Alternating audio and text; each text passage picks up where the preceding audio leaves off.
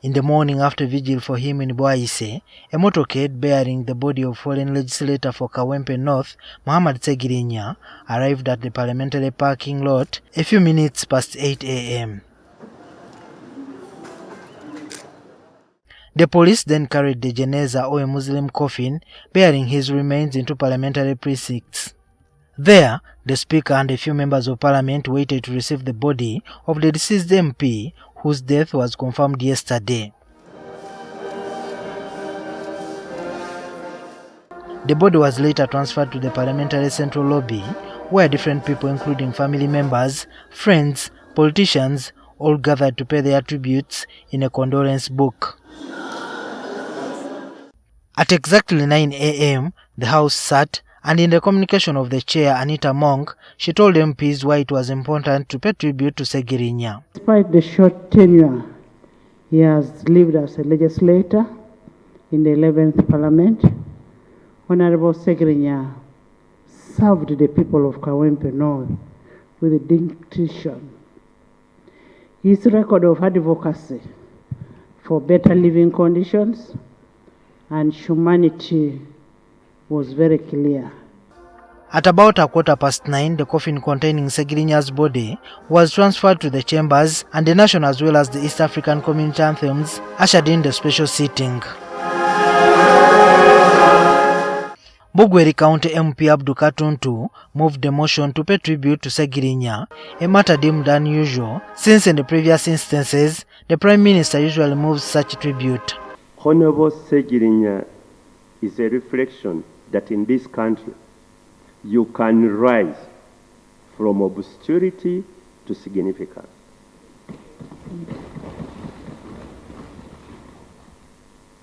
If you watched the media yesterday, 2 hours on television was dedicated to the Honorable Ssegirinya.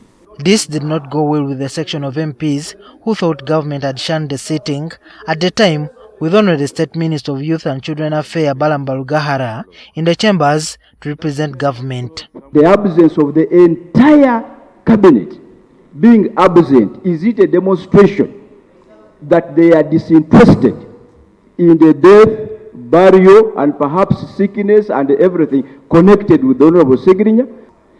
I cannot be able to account for the front bench and for whoever is not here. Personally, I was here by 7.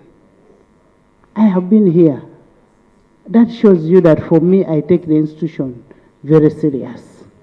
A few minutes later, the third Deputy Prime Minister Rukia Isanga Nakadama entered the chambers and defended her decision to come in late before apologizing profusely. It was approaching 9. Somebody called me from your office and told me it is 9. So that was miscommunication on time. So I'll apologize on behalf of government that it was not intentional. And it was... I don't want to believe. I don't want to believe on miscommunication, because I would take the responsibility. The order paper is very clear. And when I had adjourned the house yesterday, I said we are adjourning to 9. Yes. Right, Honorable Speaker. Let us take the blame. But because I'm saying that I was sick, I was not here in the house, so I'm saying I'm apologizing. Shortly, she left because she was not feeling well. After the government non-appearance dust settled, the motion was seconded by the leader of opposition in Parliament, Joel Ssenyonyi. Death is a painful aspect of life, regardless of the age at which one passes on. However, losing a youthful legislator at 37 years of age, who had huge dreams and aspirations, is so tragic. Parliament learned that a substantial amount of money was spent in trying to treat the illnesses afflicting Ssegirinya. The government of Uganda paid the medical bills of Honorable Ssegirinya during the course of his treatment, particularly when he was hospitalized at Aga Khan Hospital. Maybe it is fair to mention the figure, which rose to the tune of 939 million 268,000. We, Parliament, we should work for free medical insurance for every Ugandan, regardless of your status. For their part, the MPs present praised Ssegirinya for his dedication to improving the lives of the people through advocacy in health and economic transformation. Box campaign, a savings initiative targeting low-income earners.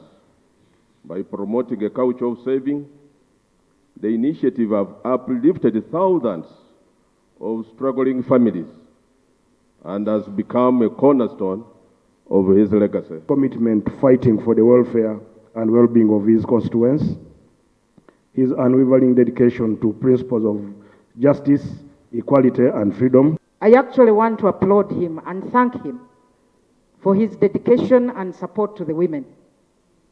In putting up that health facility at Kawempe, he actually also ensured that every mother that gave birth at this facility went home with a box, a SEGI box, a savings box. But Ssegirinya was very bold and very courageous to the extent that he was even thinking about the 2026 election. This is the man. Immediately after Ssegirinya had been voted as MP, he was arrested together with Alan Sewanyana, the MP for Machinde West, and charged with treason among other cases. However, the duo initially applied for and failed to secure bail over the 2 years they spent in prison. A section of MPs say if Ssegirinya had been granted bail and attained the necessary treatment as early as possible, he would probably be still alive today. And having this temporary freedom probably would have helped this gentleman go and try to seek medical attention. He would not have gotten lost. But finally, we have him here. We are living in wounds. Everyone finds joy in hurting another person. Much as they say politics is a dirty game, we should be the sanitizers of politics. Everyone knows that the government cannot go away from this because the Honorable, if he had got that medical attention earlier, even government wouldn't have spent 900 million. It will be him to facilitate his own medical. I know, Right Honorable Speaker, Parliament did their best, but you did it too late because this man required that treatment at the right time. Some have used the tribute to remind President Museveni that it's wrong for him to think of scrapping bail and police bond in a country where investigations are carried out at a slow pace. To request to colleagues not to join the President in his quest to abolish bond, police bond and bail. Honorable update.